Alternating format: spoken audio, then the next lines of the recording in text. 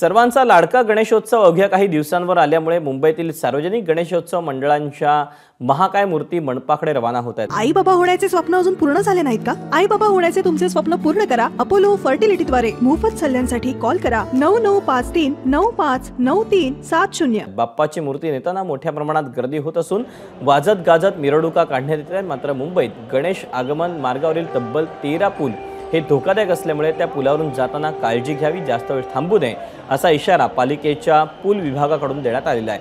धोकादायक पुलांवर शक्यतो 16 टनांपेक्षा अधिक वजन होणार नाही याची काळजी घ्यावी असं आवाहन देखील पालिकेकडून करण्यात आलेलं आहे। दरम्यान हे धोकादायक पूल कुठले आहेत त्यावर एक नजर टाकूया।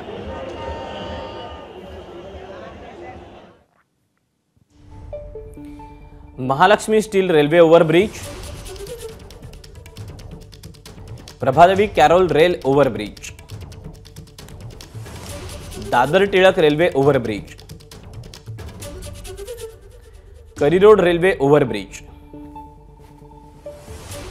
Sanders road railway overbridge, French rail overbridge, Marine Lines railway overbridge, Kennedy railway पूल, बेलासिस मुंबई सेंट्रल जवळील ब्रिज